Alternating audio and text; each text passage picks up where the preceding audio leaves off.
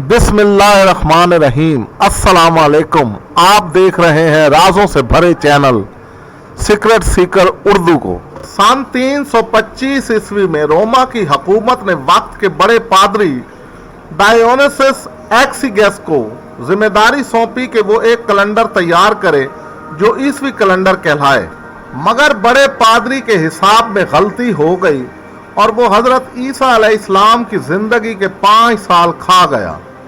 यानी मुहद्दिकीन की राय के मुताबिक हजरत ईसा अलैहिस्सलाम 6 साल कबल मसीह में पैदा हुए थे और हम डायोनिसस के बताए हुए कैलेंडर के मुताबिक जिंदगी बसर कर रहे हैं। एनसाइक्लोपीडिया ऑफ ब्रिटानिका के मुकालमा यसु मसीह में लिखा है कि हजरत ईसा अलैहिस्सलाम की जिंदगी के सिर्फ 50 दिनों का रिकॉर्ड मौजूद है। आम तौर पर मशहूर है कि आपकी तारीख पैदाइश 25 दिसंबर है और पूरी दुनिया में इसी हवाले से क्रिसमस का दिन मनाया जा रहा है, जबकि लूका की अंजील बाब 2 आयत 8 के मुताबिक हजरत ईसा अलैहिस्सलाम की पैदाइश के बारे में लिखा है कि इस इलाके में चरावे थे जो रात को मैदान में रहकर अपने गले की निगहबानी कर रहे थे। इससे जाहिर होता है कि आपकी पैदाइश का मौसम ऐसा था जब लोग अपने जानवरों के साथ खुले आसमान के नीचे होते हैं,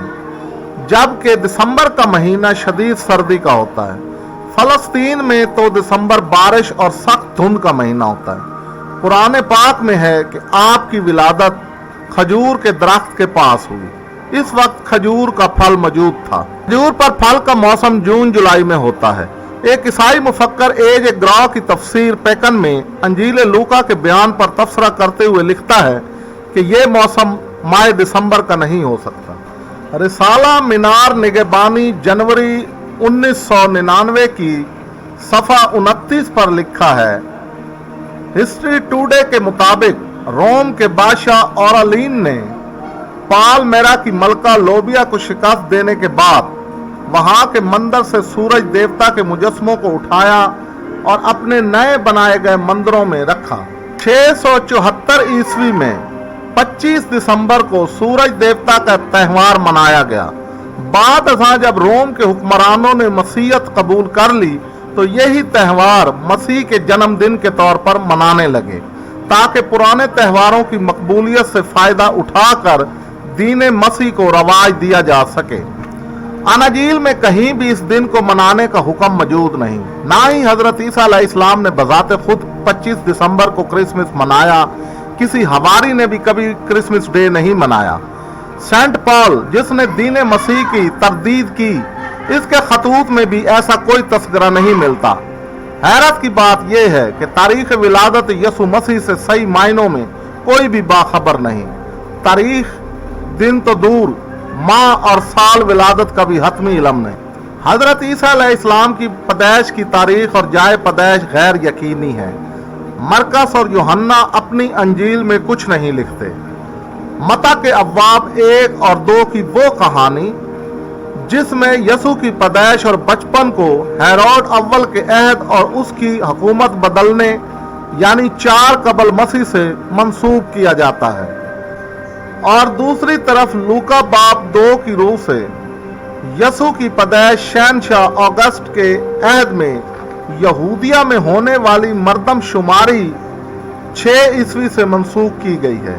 इसमें यह बात अहम है कि हेरोड बादशाह, जिसके अहद में अनाजील में यसु की पैदाइश बयान की गई है, यसु के पैदा होने से तकरीबन 10 साल कबल मर चुका था। यसु मसीह की तारीख विलादत का कहीं भी पता नहीं चलता। अहदनामा जदीद से सिर्फ ये बात मालूम होती है कि इस रात गुडरिये भेड़ों को लिए हुए बैतुल लहम की खेतों में मौजूद थे। दिसंबर का महीना मुल्क यहूदिया में सख्त सर्दी और बारिश का महीना है। इन दिनों में किस तरह भेड़ें और गुडरिये खुले आसमान तले रह सकते हैं?